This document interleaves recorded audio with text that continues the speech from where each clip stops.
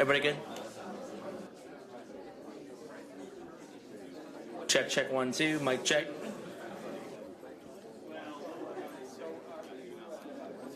Check, check, 1, 2. Pretty good? Thanks, guys.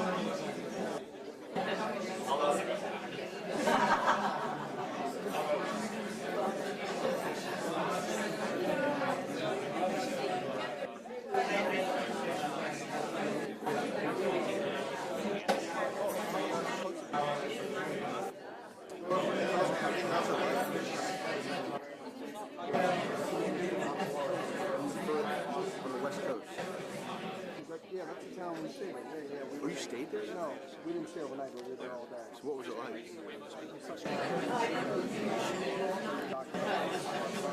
Ice road truckers or something? Yeah, oh yeah. Was it all native? Oh yeah. The guy who drove our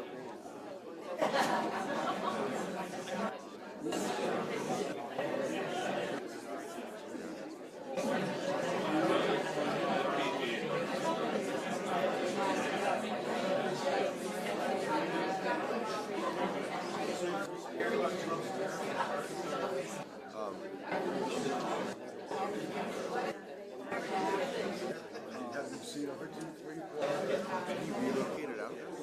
He said he went there. His dad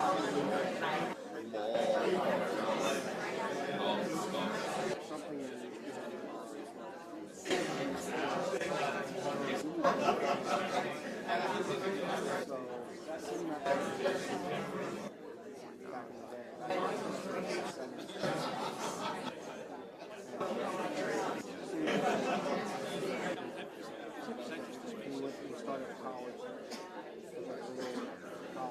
Oh, is that right? He started it? No, he didn't say he was there when it started.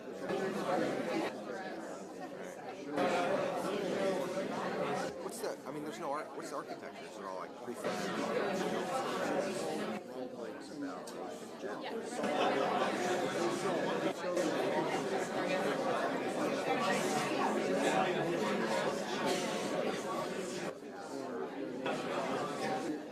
Take down your grandmother.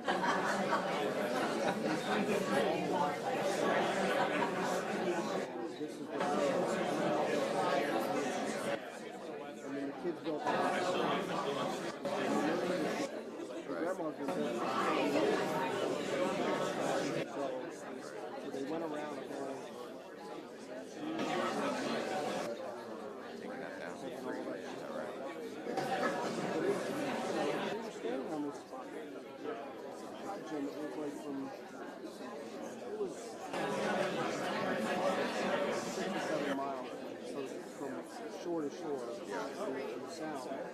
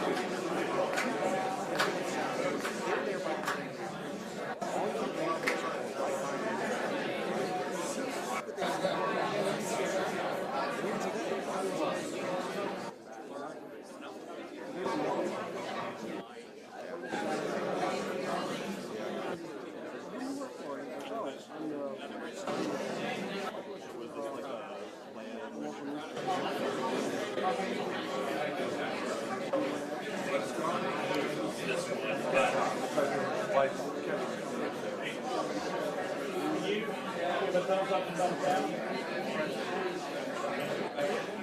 also a pilot and a crab fisherman. And you said the winters are long. You said it'll go for a couple months. So what's the worst?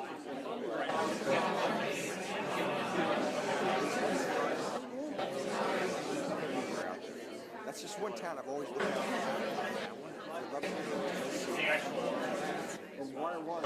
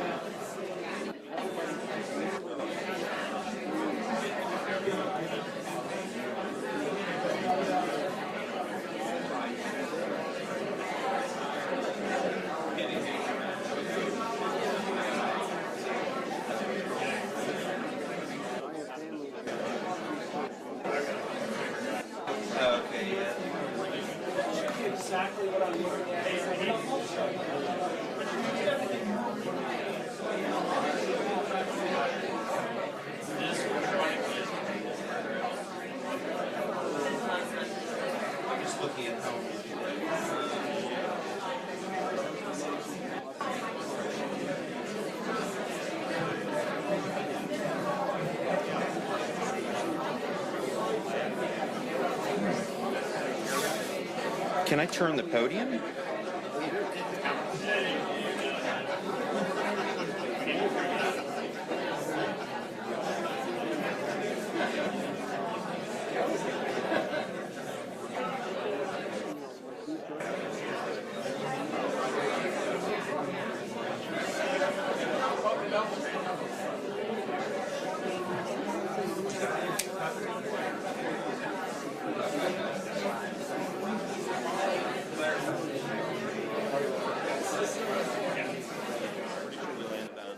They should be okay.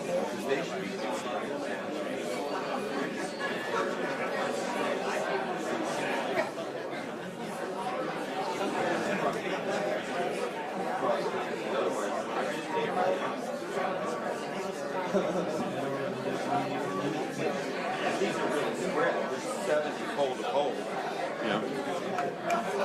There's a lot of room between them. I mean, unfortunately, whoever's way over there.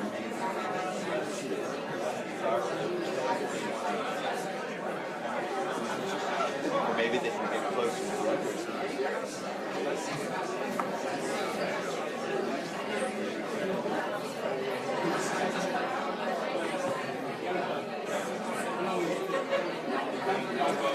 Yeah, I don't know.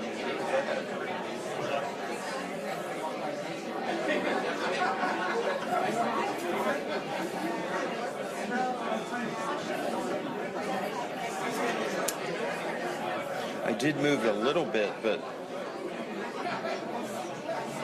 yeah, I don't think you can move it much more.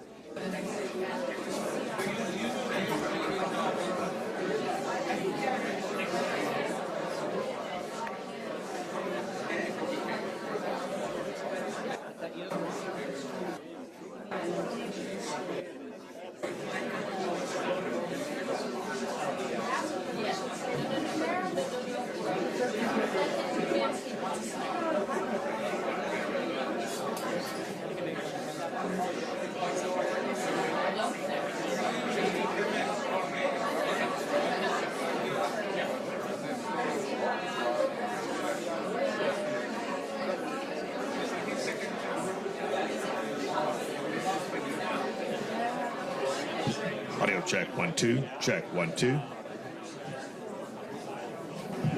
Audio check 1 2. Test 1 2. Mic check 1 2 1 2.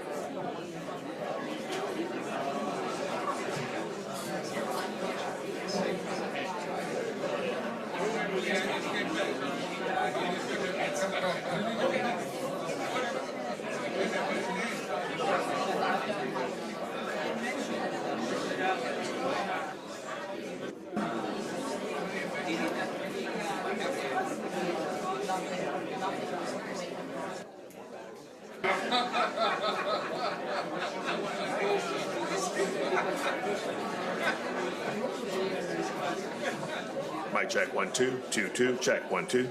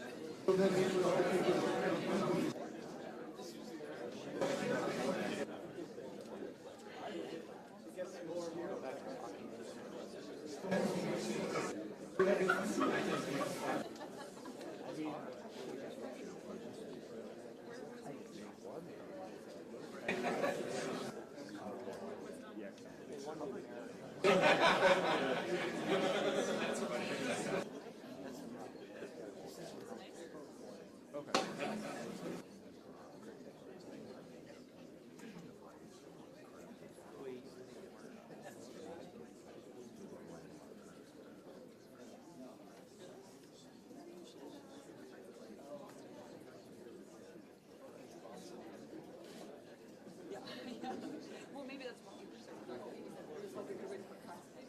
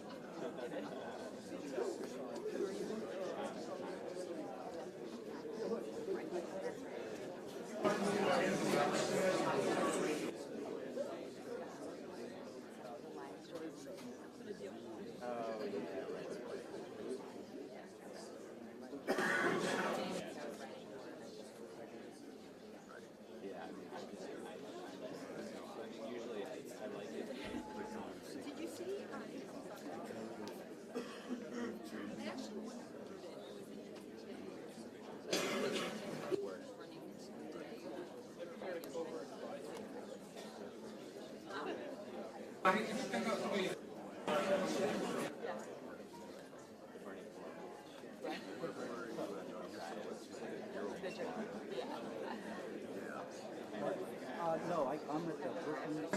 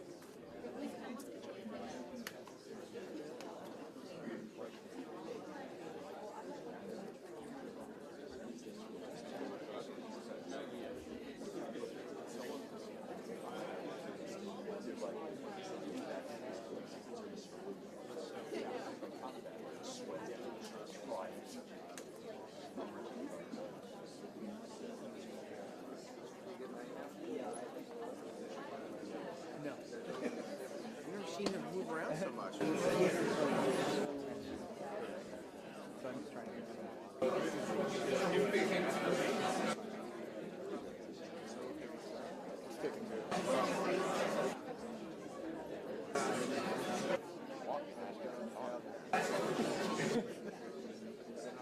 you got to think of that.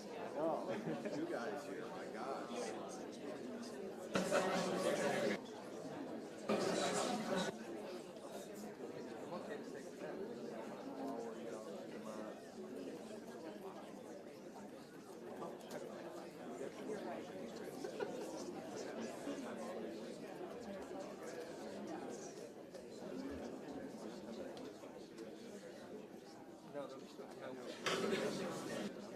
Ladies and gentlemen, please take your seats. The program will begin in 5 minutes.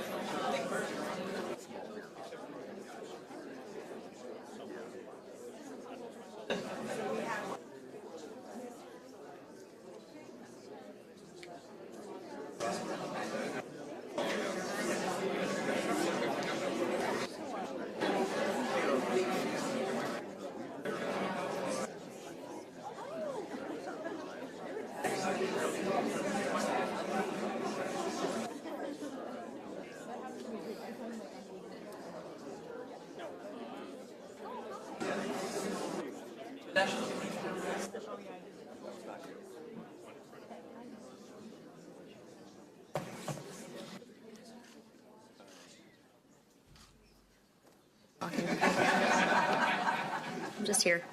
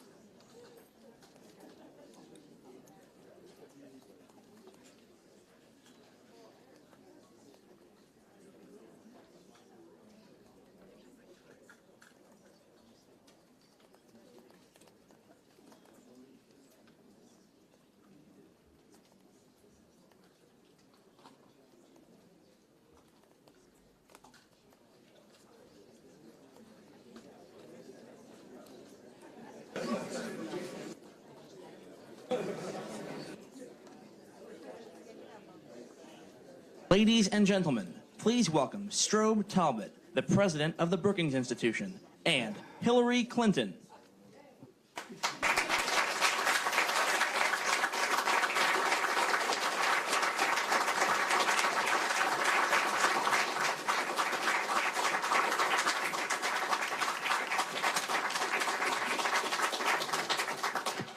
Good morning, everybody. Welcome to you all, and especially welcome to Secretary Clinton.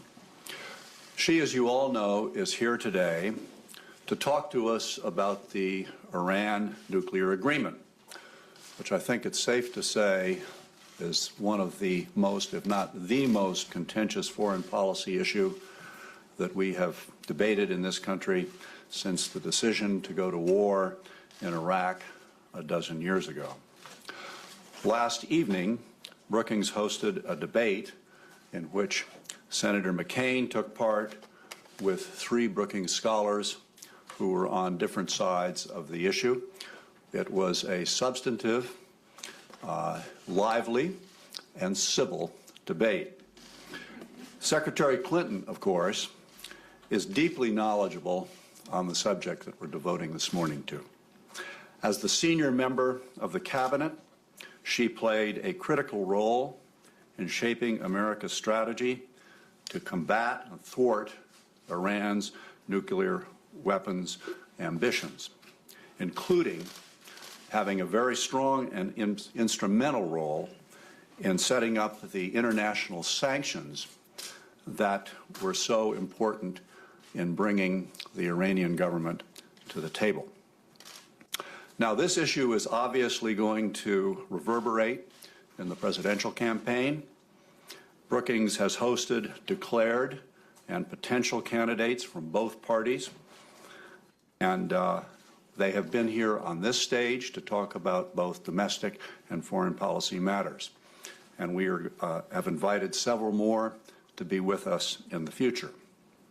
After her opening comments, Secretary Clinton will have a conversation with my colleague, Martin Indyk, the Executive Vice President of the Brookings Institution, and there will be time towards the end of the program for her to take a few questions from the invited guests who are here in the audience. Madam Secretary, welcome back to Brookings. Thank you so much, Strobe. Thank you so much.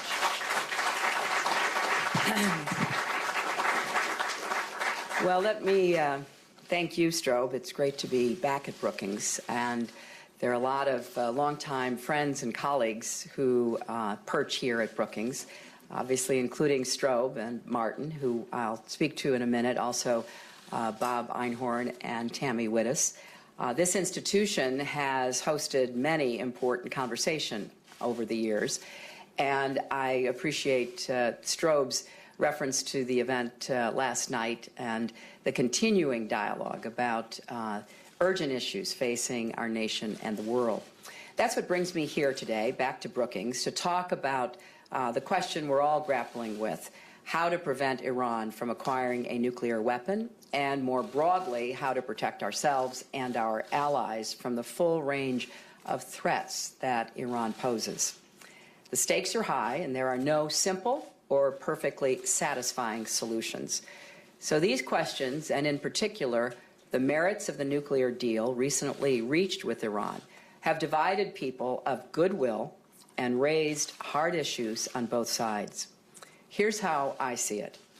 Either we move forward on the path of diplomacy and seize this chance to block Iran's path to a nuclear weapon, or we turn down a more dangerous path leading to a far less certain and riskier future. That's why I support this deal. I support it as part of a larger strategy toward Iran. By now, the outcome in Congress is no longer in much doubt, so we've got to start looking ahead to what comes next, enforcing the deal, deterring Iran and its proxies, and strengthening our allies. These will be my goals as president, and today I want to talk about how I would achieve them. Let me start by saying I understand the skepticism so many feel about Iran. I, too, am deeply concerned about Iranian aggression and the need to confront it. It's a ruthless, brutal regime that has the blood of Americans, many others, including its own people, on its hands. Its political rallies resound with cries of death to America. Its leaders talk about wiping Israel off the face of the map, most recently just yesterday, and foment terror against it. There is absolutely no reason to trust Iran. Now, Vice President Cheney may hope that the American people will simply forget, but the truth is, by the time President Obama took office and I became Secretary of State, Iran was racing toward a nuclear capability. They had mastered the nuclear fuel cycle, meaning that they had the material scientists and technical know-how to create material for nuclear weapons. They had produced and installed thousands of centrifuges, expanded their secret facilities, established a robust uranium enrichment program, and defied their international obligations under the Nuclear Non-Proliferation Treaty. And they hadn't suffered many consequences. I voted for sanctions again and again as a senator from New York, but they weren't having much effect. Most of the world still did business with Iran. We needed to step up our game. So President Obama and I pursued a two-pronged strategy: pressure and engagement. We made it clear that the door to diplomacy was open if Iran answered the concerns of the international community in a serious and credible way. We simultaneously launched a comprehensive campaign to significantly raise the cost of Iranian defiance. We systematically increased our military capabilities in the region, deepening our cooperation with partners and sending more firepower, an additional aircraft carrier, battleship, strike aircraft, and the most advanced radar and missile defense systems available. Meanwhile, I traveled the world, capital by capital, leader by leader, twisting arms to help build the global coalition that produced some of the most effective sanctions in history. With President Obama's leadership, we worked with Congress and the European Union to cut Iran off from the world's economic and financial system. And one by one, we persuaded energy-hungry consumers of Iranian oil, like India and South Korea, to cut back. Soon, Iran's tankers sat rusting in port. Its economy was collapsing. These new measures were effective because we made them global. American sanctions provided the foundation, but Iran didn't really feel the heat until we turned this into an international campaign, so biting that Iran had no choice but to negotiate. They could no longer play off one country against another. They had no place to hide. So they started looking for a way out. I first visited Oman to speak with the Sultan of Oman in January of 2011. Went back later that year. The Sultan helped set up a secret back channel. I sent one of my closest aides as part of a small team to begin talks with the Iranians in secret. Negotiations began in earnest after the Iranian election in 2013. First, the bilateral talks led by Deputy Secretary Bill Burns and Jake Sullivan that led to the interim agreement, then the multilateral talks led by Secretary John Kerry, Secretary Ernie Moniz and Undersecretary Wendy Sherman. Now there's a comprehensive agreement on Iran's nuclear program. Is it perfect? Well, of course not. No agreement like this ever is. But is it a strong agreement? Yes, it is. And we absolutely should not turn it down.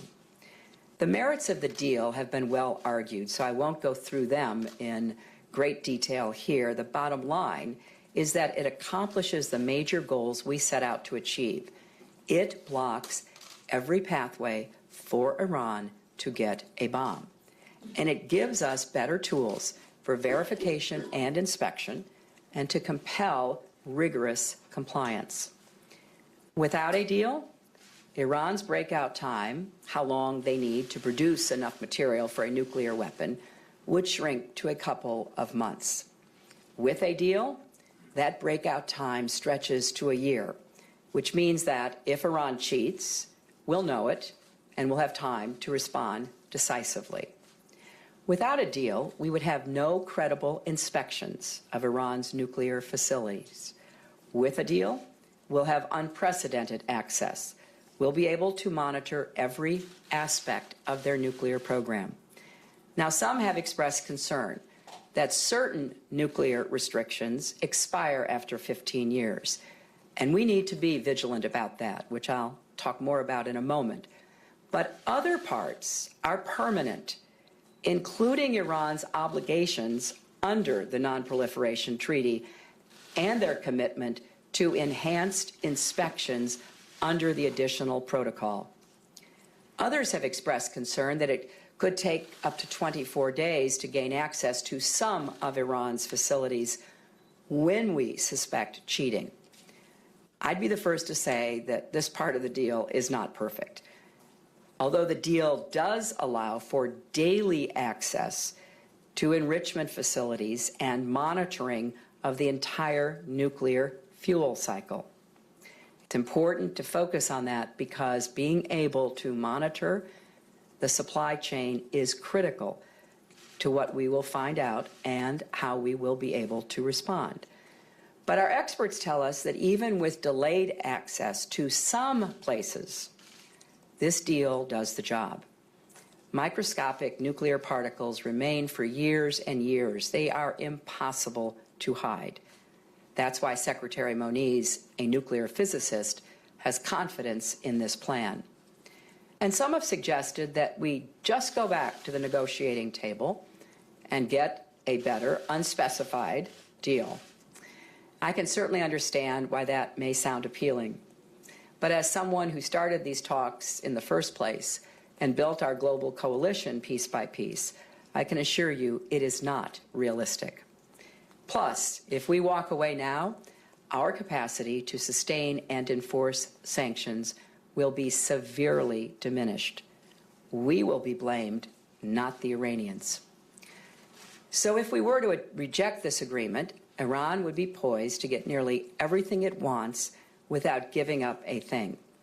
No restrictions on their nuclear program. No real warning if Tehran suddenly rushes toward a bomb. And the international sanctions regime would fall apart. So no more economic consequences for Iran either. Those of us who have been out there on the diplomatic front lines know that diplomacy is not the pursuit of perfection. It's the balancing of risk. And on balance, the far riskier course right now would be to walk away. Great powers can't just junk agreements and expect the rest of the world to go along with us. We need to be reasonable and consistent, and we need to keep our word, especially when we're trying to lead a coalition. That's how we'll make this and future deals work. But it's not enough just to say yes to this deal. Of course it isn't. We have to say yes, and we will enforce it with vigor and vigilance. Yes, and we will embed it in a broader strategy to confront Iran's bad behavior in the region. Yes, and we will begin from day one to set the conditions so Iran knows it will never be able to get a nuclear weapon, not during the term of the agreement, not after, not ever.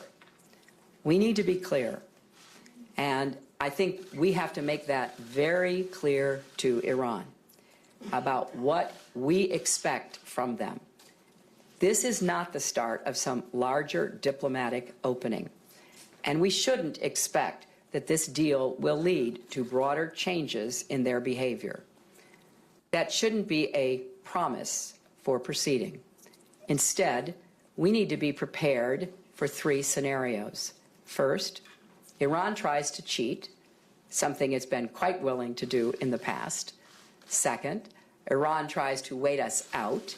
Perhaps it waits to move for 15 years when some, but not all, restrictions expire. And third, Iran ramps up its dangerous behavior in the region, including its support for terrorist groups like Hamas and Hezbollah. I believe that the success of this deal has a lot to do with how the next president grapples with these challenges. So let me tell you what I would do. My starting point will be one of distrust. You remember President Reagan's line about the Soviets, trust but verify. My approach will be distrust and verify. We should anticipate that Iran will test the next president. They'll want to see how far they can bend the rules. That won't work if I'm in the White House. I'll hold the line against Iranian noncompliance. That means penalties even for small violations. Keeping our allies on board, but being willing to snap back sanctions into place unilaterally if we have to. Working with Congress to close any gaps in the sanctions. Right now, members of Congress are offering proposals to that effect, and I think the current administration should work with them to see whether there are additional steps that could be taken. Finally, it means ensuring that the IAEA has the resources it needs, from finances to personnel to equipment, to hold Iran's feet to the fire. But the most important thing we can do to keep Iran from cheating or trying to wait us out is to shape Iranian expectations right from the start. The Iranians and the world need to understand that we will act decisively if we need to. So here's my message to Iran's leaders. The United States will never allow you to acquire a nuclear weapon. As president, I will take whatever actions are necessary to protect the United States and our allies. I will not hesitate to take military action if Iran attempts to obtain a nuclear weapon. And I will set up my successor to be able to credibly make the same pledge. We will make clear to Iran that our national commitment to prevention will not waver depending on who's in office. It's permanent. And should it become necessary in the future, having exhausted peaceful alternatives, to turn to military force, we will have preserved and in some cases enhanced our capacity to act. And because we've proven our commitment to diplomacy first, the world will more likely join us. Then there's the broader issue of countering Iran's bad behavior across the region. Taking nuclear weapons out of the equation is crucial, because an Iran with nuclear weapons is so much more dangerous than an Iran without them. But even without nuclear weapons, we still see Iran's fingerprints on nearly every conflict across the Middle East. They support bad actors from Syria to Lebanon to Yemen. They vow to destroy Israel. And that's worth saying again. They vow to destroy Israel. We cannot ever take that lightly, particularly when Iran ships advanced missiles to Hezbollah, and the Ayatollah outlines an actual strategy for eliminating Israel, or talks about how Israel won't exist in 25 years, just like he did today.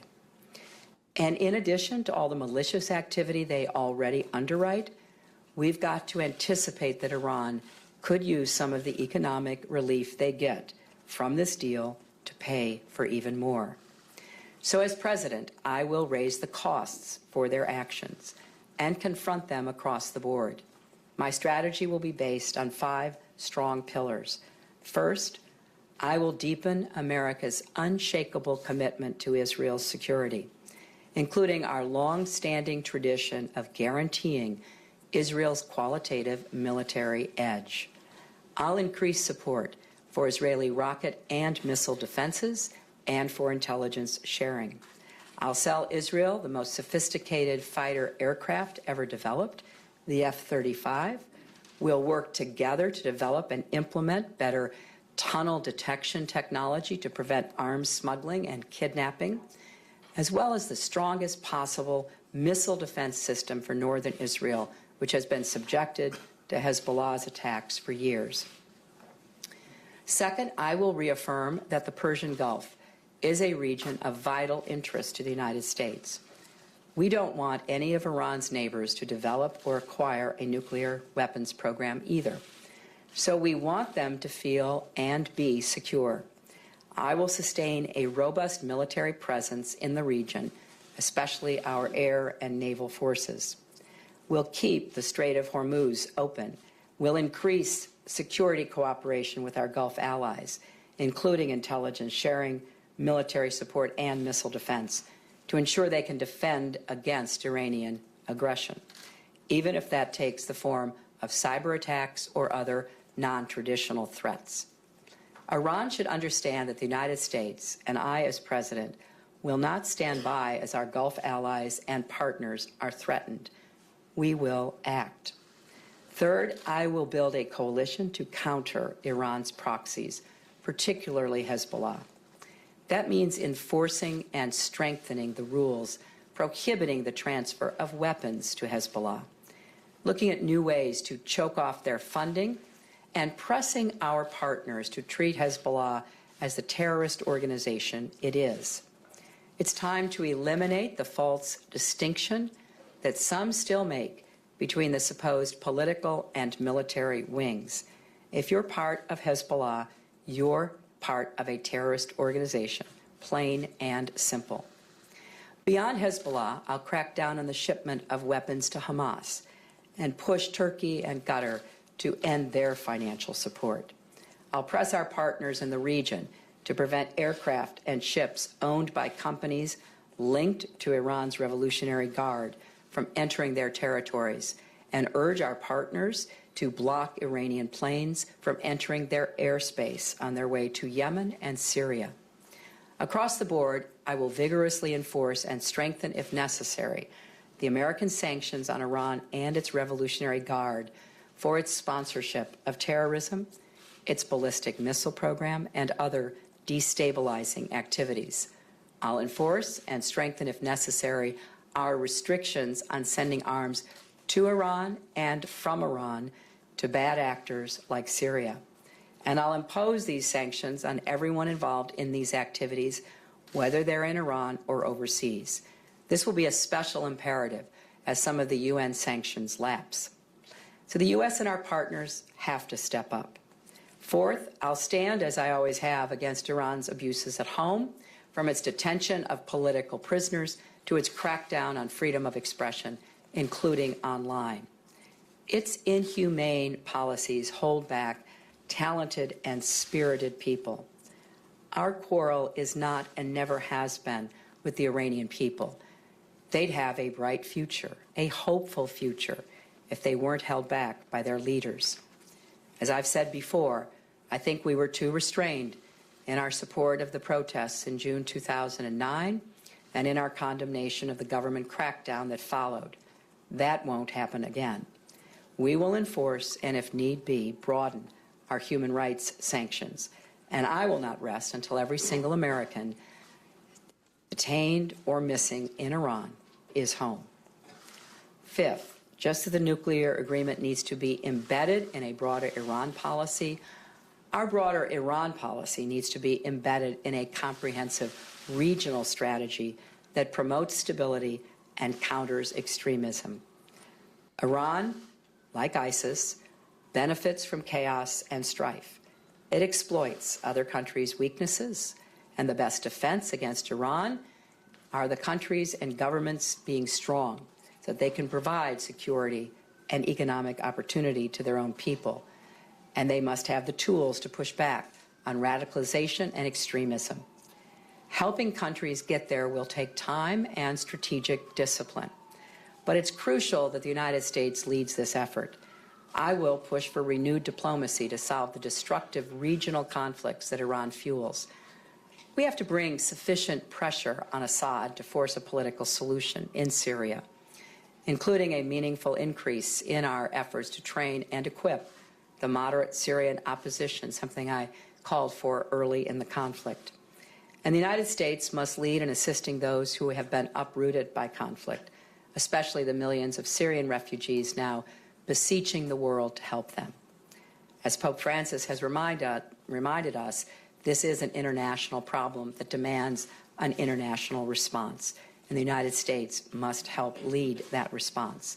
That's who we are, and that's what we do.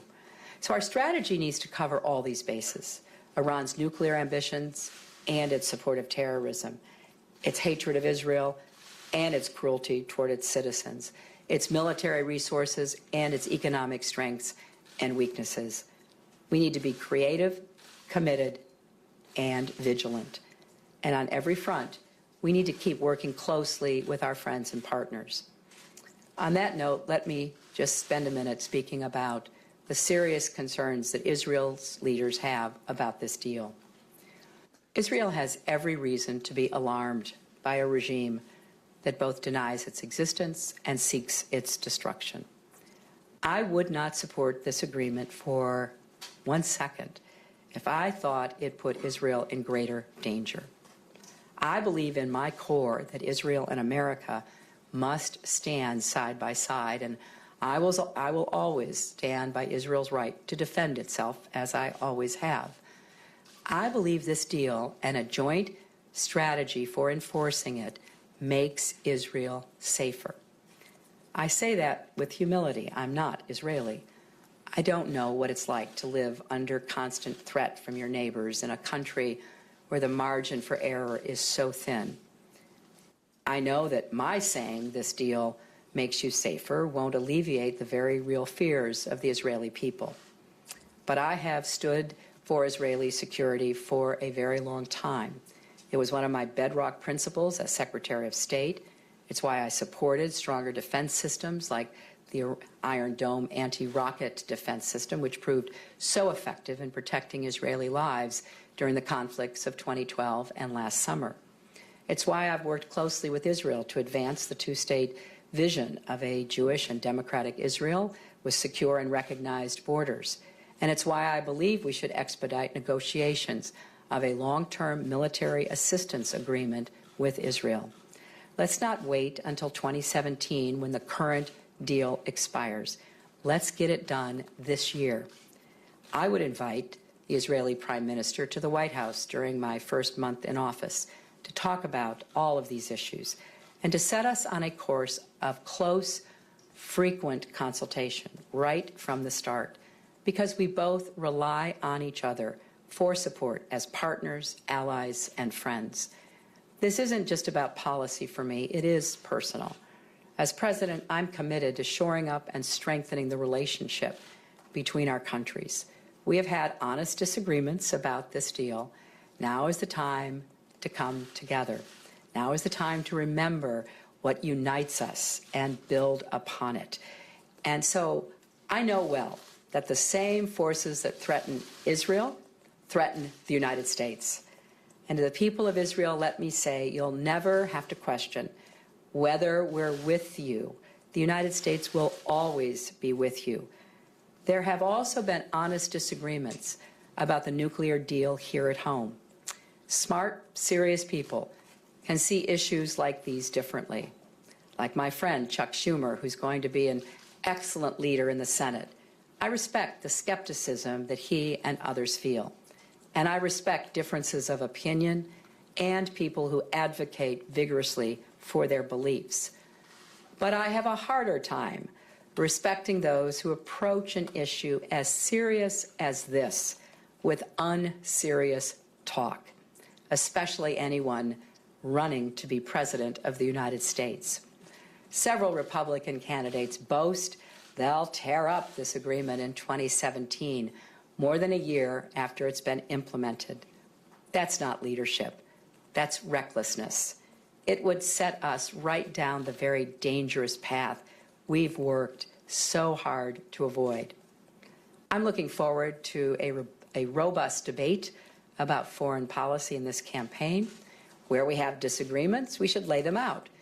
Like if American ground forces in Iraq should engage in direct combat, as Scott Walker wants, or if we should keep Cuba closed, as Marco Rubio and Jeb Bush want. Let's debate these issues. But let's debate them on the basis of facts, not fear. Let's resist denigrating the patriotism or loyalty of those who disagree with us. And let's avoid at all costs undermining America's credibility abroad. That only makes us weaker, and I'm going to call it out whenever I see it. I spent 4 years representing America abroad as America's Secretary of State. It was one of the greatest privileges of my life. And knowing that my fellow Americans were counting on me and rooting for me, not as Democrats, not as Republicans, but as Americans, meant a great deal. We are all one team, the American team, and that doesn't change, no matter how much we might disagree. And I can tell you from personal experience, we are stronger overseas when we are united at home. So we simply have to find a way to work together better than we have been doing. There's a lot that Democrats and Republicans can and should agree on. The United States should lead in the Middle East. We can agree on that. We should stand by our friends against Iranian aggression. We can agree on that, too. I believe that the plan I've laid out today is one that all Americans could endorse, and I hope they will. The next president will face threats from many quarters, from those we see today, like terrorism from ISIS, aggressiveness from Putin, pandemics like Ebola, to all those we can't predict yet. We need a leader who has a strong vision for the future and the skill and determination to get us there. We can't stop the world from changing, but we can help to shape those changes. And we can do that by leading with strength, smarts, and an unyielding commitment to our values. You know, I saw that when I was First Lady, Senator, Secretary of State, that when America leads with principle and purpose, other people and governments are eager to join us. No country comes close to matching our advantages, the strength of our economy, the skill of our workforce, our tradition of innovation, our unmatched network of alliances and partnerships. So we are poised to remain the world's most admired and powerful nation for a long time if we make the smart choices and practice smart leadership. That's what I will try to do as your president, and I believe as strongly as ever that our best days are ahead of us and that America's greatest contributions to the world are yet to come. Thank you all very much.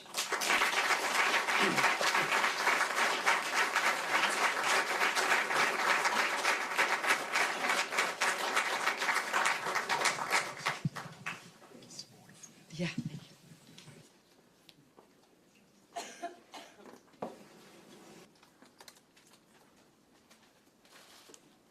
Well, thank you very much, Madam Secretary. I was wondering what we could call this speech, and it occurred to me at the end it would be from hard choices to smart choices, right? Or the yes and speech. Ladies and gentlemen, welcome to this second part of the event with Secretary Clinton, which is a little conversation that I will have with her, and then we'll take questions from the audience. I wanted to start by saying, number one, it's a very clear and very strong speech. And if I had to summarize the basic elements of it, the message to Iran is, we will enforce, we will confront you when you try to destabilize the region, and we will deter you if you try to go for a nuclear weapon sometime down the line.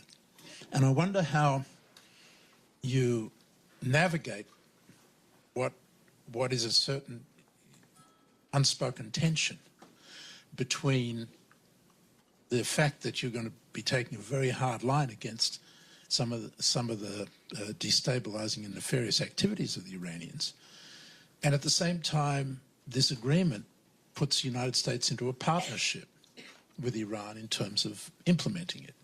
So how do you deal with that tension? The Iranians may feel that, hey, we're giving up all these things to do with our nuclear program, and this is what we're going to get in return, is a very tough American response.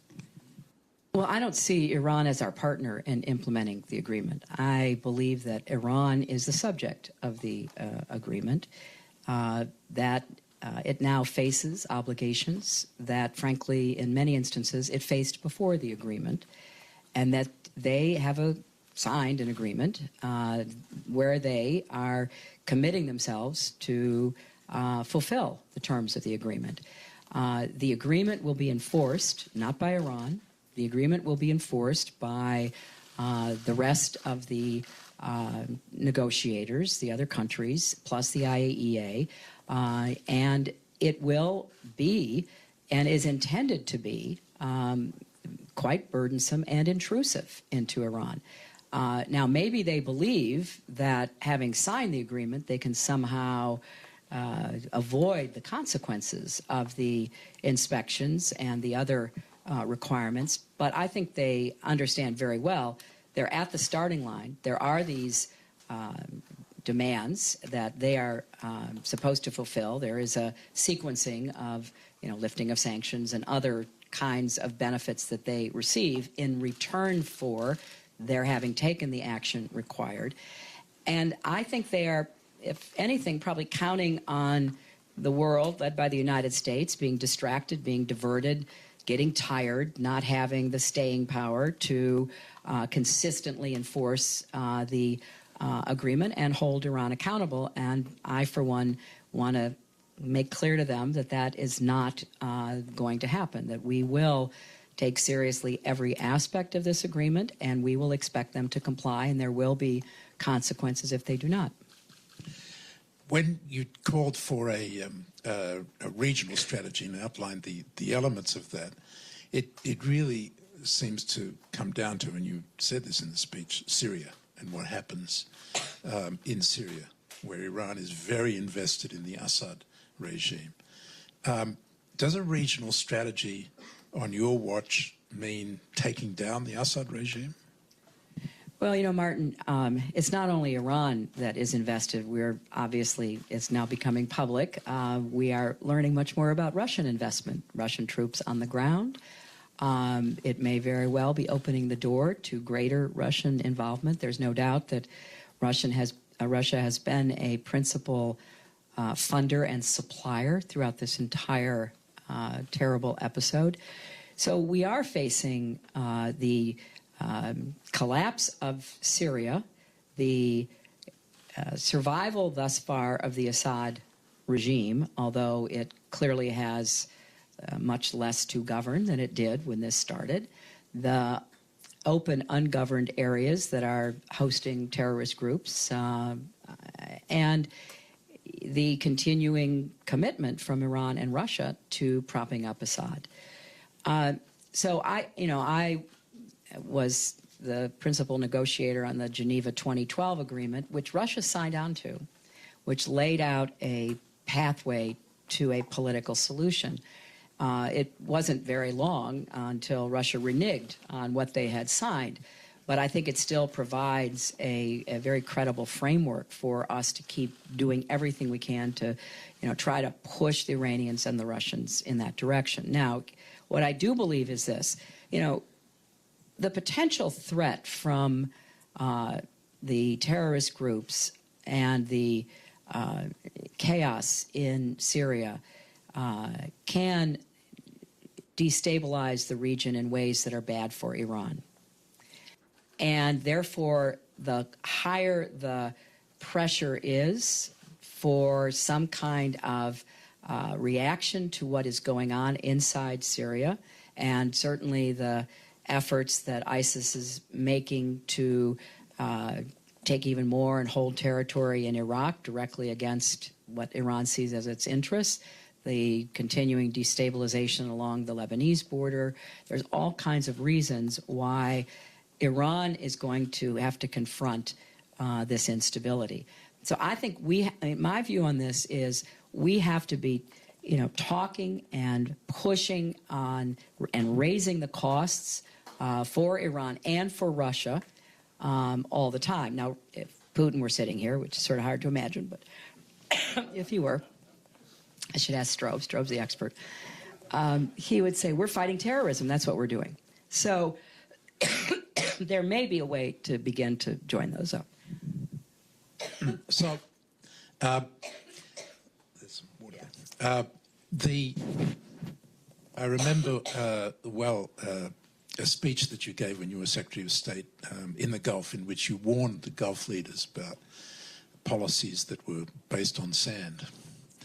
And President Obama, in talking about the concerns of Iran's destabilizing activity in the region, said, look, we can help protect our Gulf Arab allies from external threats. The problem is hard to protect them from internal threats.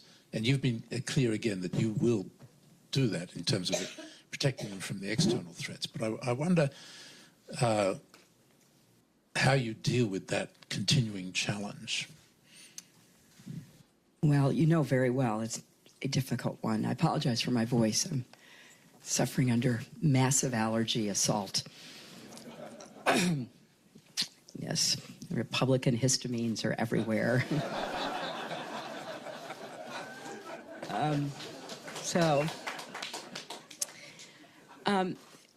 Martin, this is one of the biggest problems we face. Nobody can deny that much of the extremism in the world today is a direct result of policies and funding undertaken by the Saudi government and individuals. We would be foolish not to recognize that.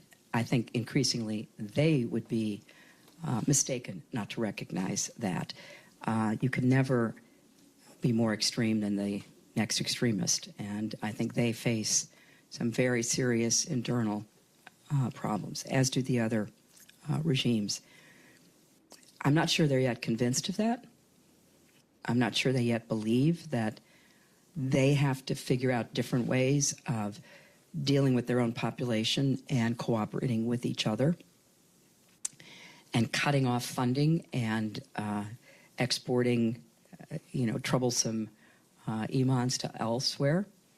But I think you have to be constantly beating that drum with them. And maybe now, given the rise of ISIS and the very clear threat they feel from, Iranian activities in the Gulf, that maybe there's an openness there. I know that the King was here last week, had a chance to, meet with the president. So perhaps there's more of an opportunity for a candid dialogue than we've had in the past. However, having said that, I still think we have to do what we need to do to defend them, because the alternatives are hardly more promising. Israel, you made a very clear effort in your speech to say that it's time for healing, it's time to come together, and when you're president, that you would have the Prime Minister there in your first month. And that's very consistent, as I think you said in the speech, with your approach, which has always been, as I know, to put your arm around Prime Minister Netanyahu, rather than... Or any Prime Minister. Bang him on the head, right. Or any Prime Minister.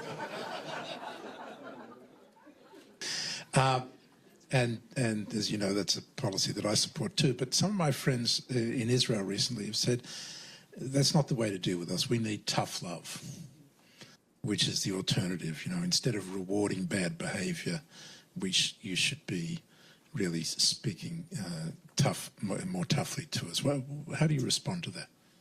Well, I think there is a lot of room for tough love, particularly in private and behind, closed doors. As I write in my book, certainly Prime Minister Netanyahu and I have had very vigorous conversations that have gone on in person and over the phone. But I just don't think it's a particularly productive approach for the United States to take, because in large measure it opens the door to everybody else to delegitimize Israel, to, pile on in ways that are not good for the strength and stability, not just of Israel, obviously, but of the region. And so in the absence of, some kind of greater goal that we were trying to achieve by doing that, I just don't think that is the smartest approach. Great. Let's go to your questions. I would ask you, please, to identify yourself and make sure that there's a question mark at the end of your question. Robin Wright.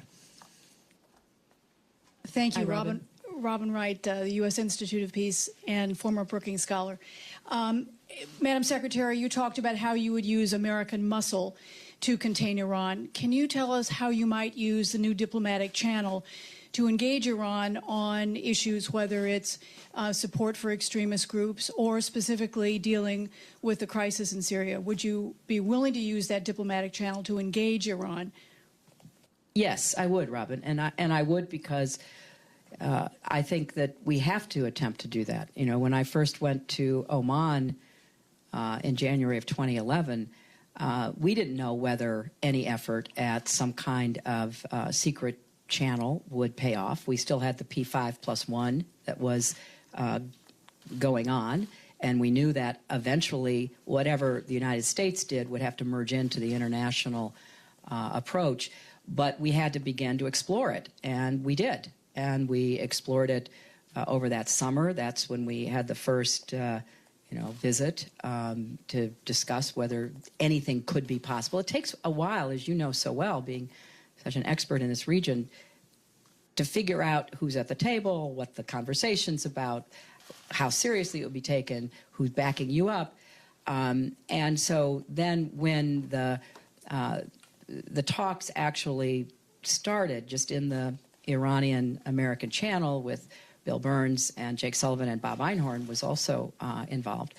It was exploratory, and it laid down some of the ground rules that we were looking for. And then eventually it was merged into the larger P5+1 once there was a change in government in Iran and there was some real seriousness of effort. So with respect to the other issues, I have very clearly in the public arena seen the Iranians at the highest levels reject any such discussion. They don't want to talk about Yemen. They don't want to talk about anything other than the nuclear agreement. Now, that was a strategic decision we made back then. Number one, it appeared to us in the early discussions with them trying to figure out how to proceed. They wanted to talk about everything as a way to get some items on the table to trade off for the nuclear agreement so that they would not have to make perhaps as many concessions as we were expecting them to make. That's why we kept very focused on just the nuclear program. We also had the continuing challenge, and it would be even in this instance, of our friends in the Gulf not wanting us to talk about anything that affected them in a bilateral channel with the Iranians. And you can understand why. I mean, if they weren't going to be at the table, they didn't want the United States talking about Yemen or talking about anything else of interest, of vital interest in their views to them. So if there were a way to construct such a channel, I would be open to it, but I'm just laying out some of the difficulties of us being able to do that on this suite of other issues that are complex, that touch many of the region's vital interests. And I think when it comes to Syria, we have historically not wanted to talk to Iran about Syria because we knew Iran was basically the principal supporter, proper up, if you will, of Assad. And we wanted to get the rest of the international community in harness to have a set of expectations and demands before we brought Iran in. So we have to, we have to readjust this all the time. Just as I said, diplomacy is the balancing of risk. It's also the constant evaluation of where the opportunities are, where the openings are, what possibly could happen now that didn't happen before. So I'm open, but I am very sober about how it would have to be constructed and what it would actually cover and who would have to be either at the table or, in the first chair behind, so that they didn't feel that they were being left out or negotiated over. Constanza? Here comes your microphone. microphone. Thank you for your very forceful remarks. My name is Constance Shelton. I work at the University of Europe at Brookings. My country, Germany, is currently developing a slightly more urgent interest in going on in Syria, so I'd like to push you on your remarks on that point. You said that you would press the Assad regime. How do you increase the cost to Russia, as you have just said, a Russia that has been a constructive partner in Iran but appears to be a spoiler in Syria?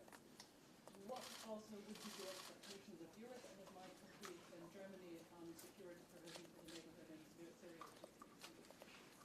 Well, I think that's a very, it's an important question. And I don't know if you could hear the question, but it was, it was aimed at what you could do to up the cost on Russia, for example, to be a more productive partner in seeking a solution. And how would we do more to, as I understood what you said, work with our European partners on these security issues that are challenging Europe. And we see that every day with the refugees, because it's humanitarian, but it's also a security challenge as well. Well, I remain convinced that we need a concerted effort to really up the costs on Russia, and in particular on Putin. I think we have not done enough. I am in the category of people who wanted us to do more in response to the annexation of Crimea and the continuing destabilization of Ukraine. I understand the hesitation, not only in our country, but most importantly in Europe.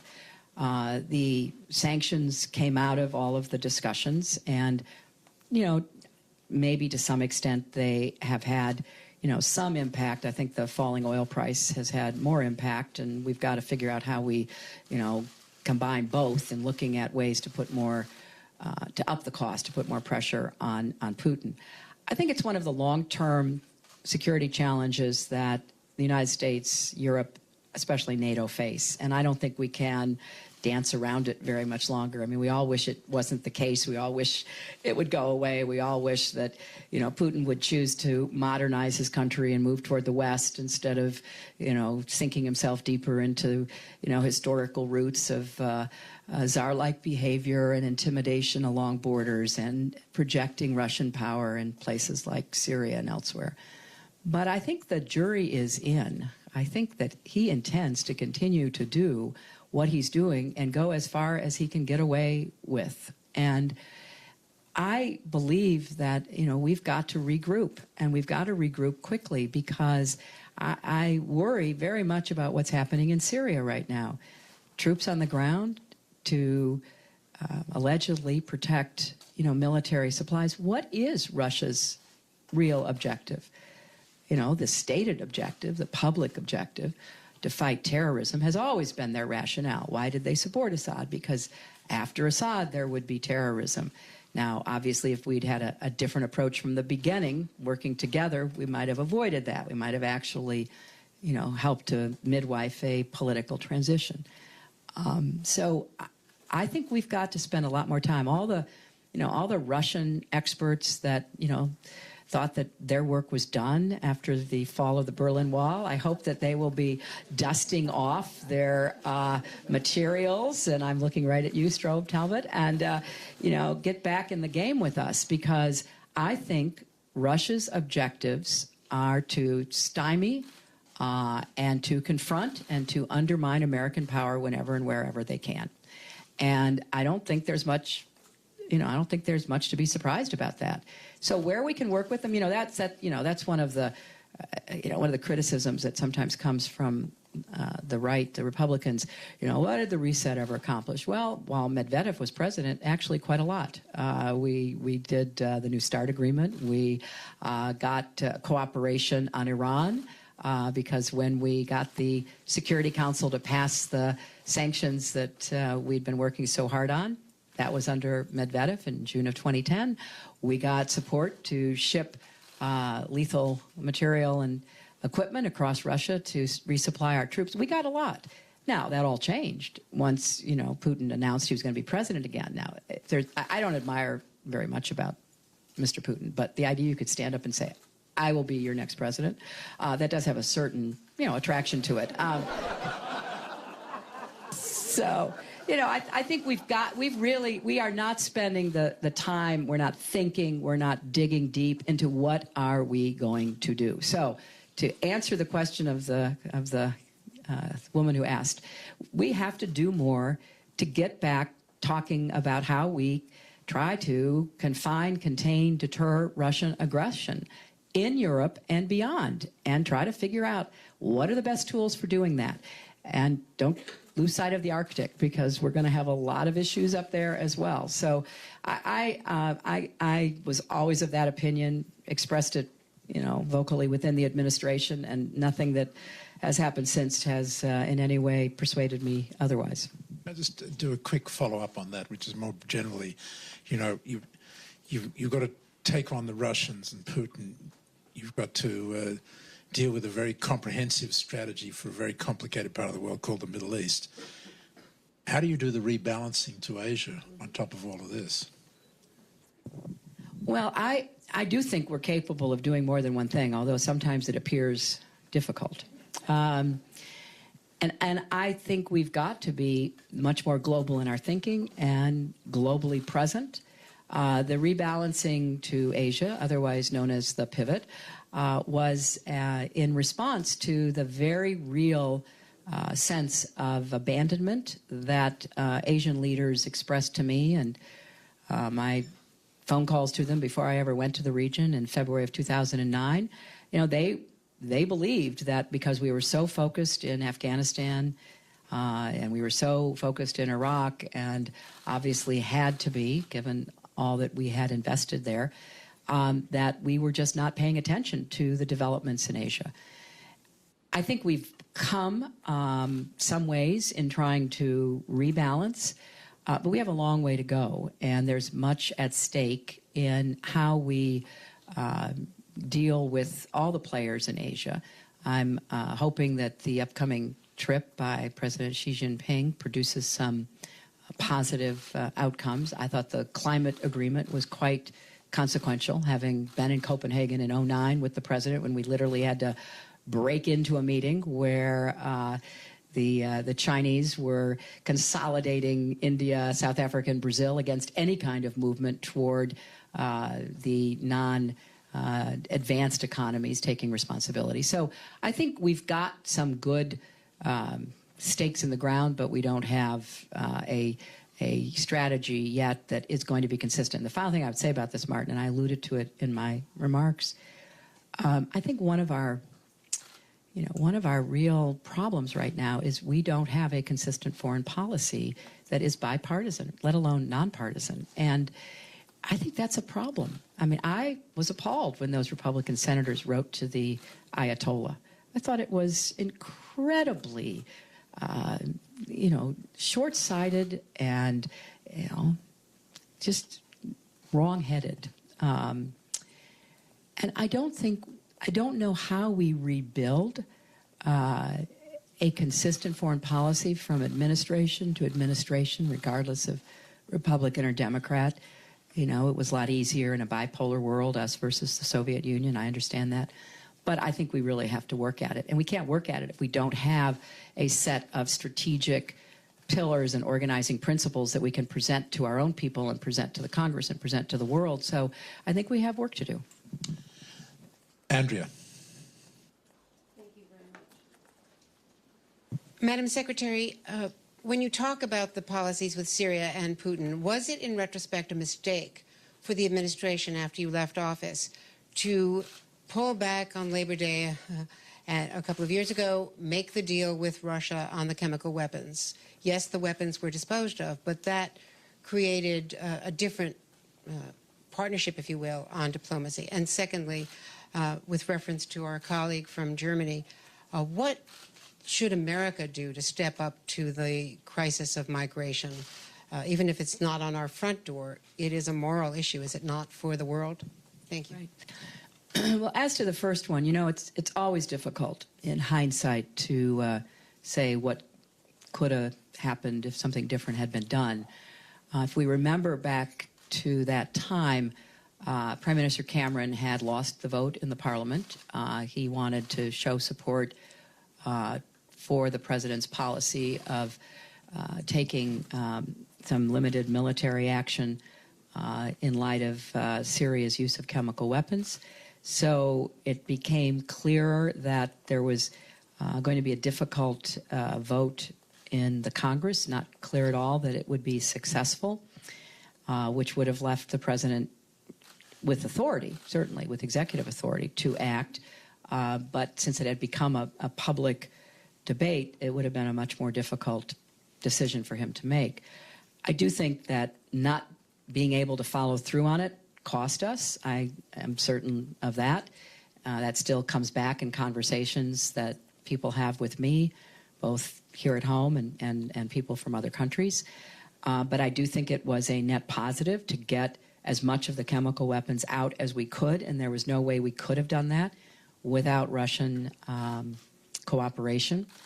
I think there was hope after that kind of cooperation produced positive results, that then we could go back to talking more broadly with the Russians about what needed to be done in Syria and what needed to be done with Assad.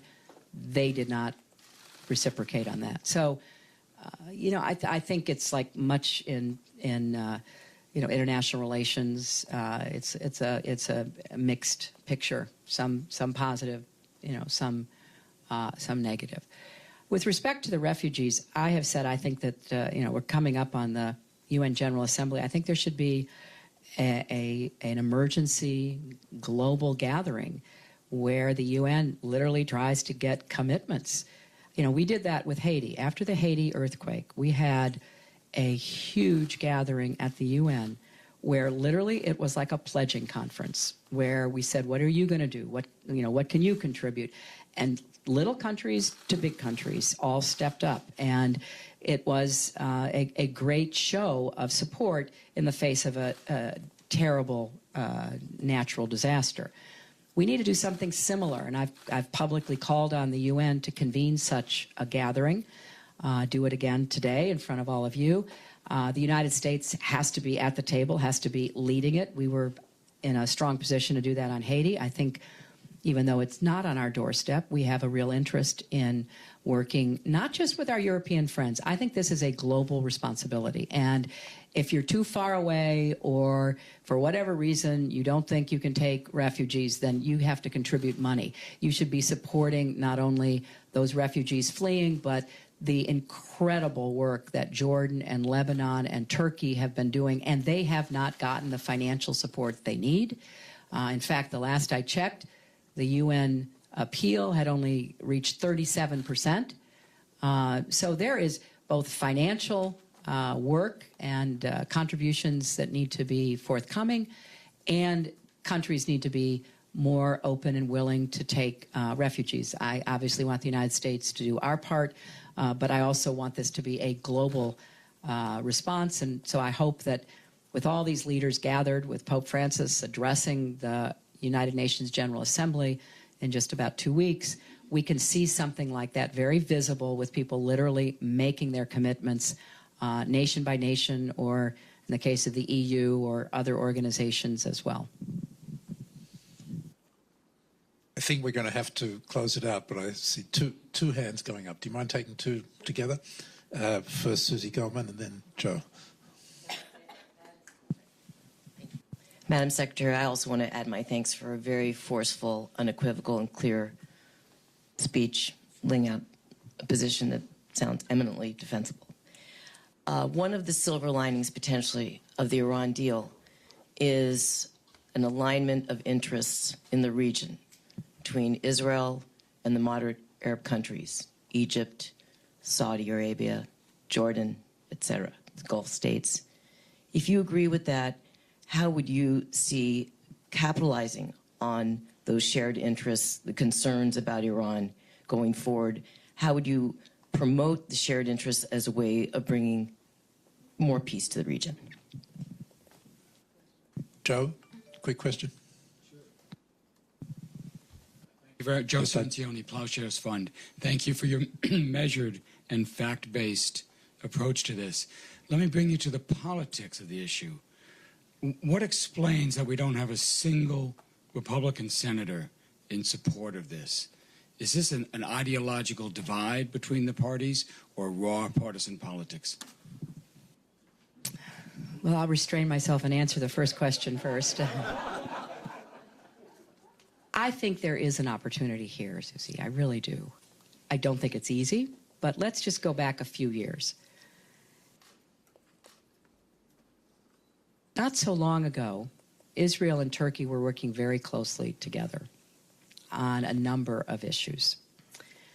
Then came the flotilla, and then came the response by the Israeli military.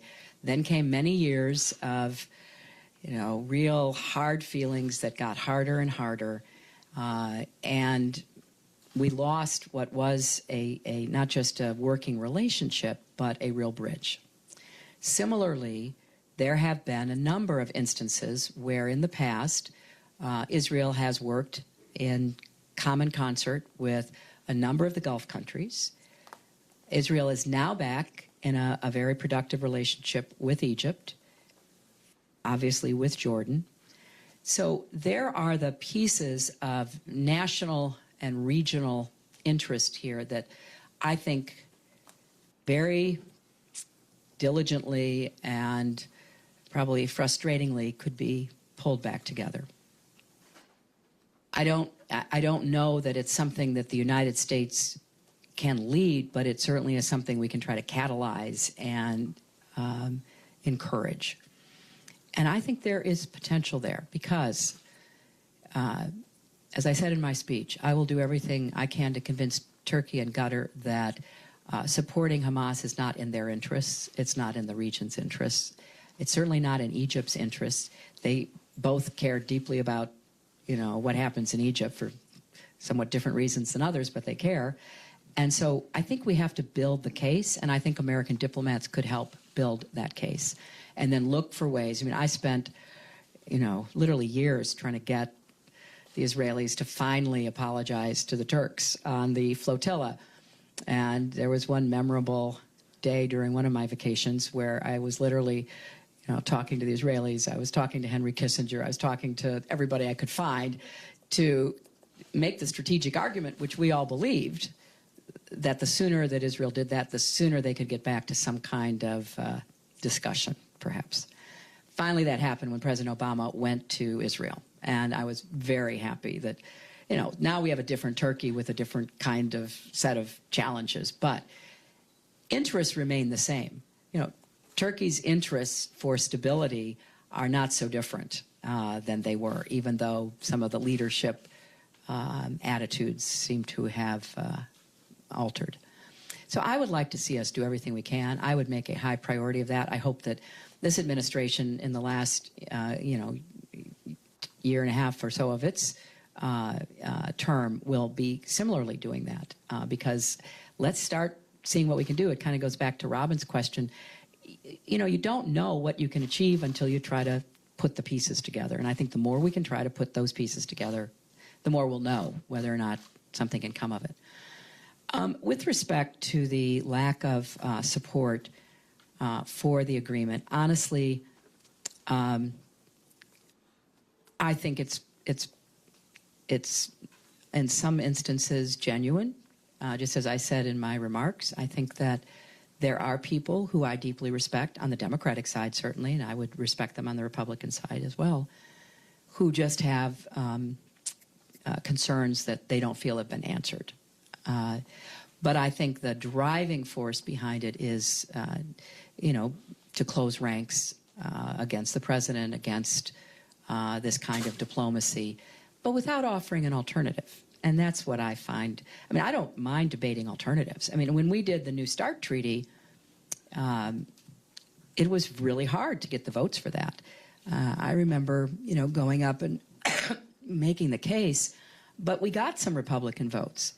But we're living in a very partisan atmosphere right now, and I think we do have to do more, just as I'll end with this by saying, just as we have to, in diplomacy, reach out to people constantly, if not to persuade them to join with us, to eliminate an argument that they have, that they won't join because they have been consulted, they have been brought along, they have been briefed.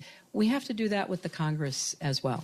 And it's not easy if they don't even have open minds, but we still have to do it so that we can be in the position of saying, we told you this, we offered you this, we briefed you this, we gave you this information, and you haven't come forth with any kind of,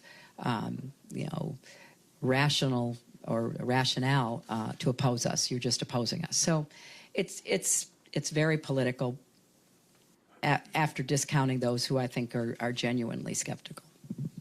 Madam Secretary, Hillary, thank you very much for a very powerful, serious, and clear-headed explication of your position on Iran, the Middle East, and even broader.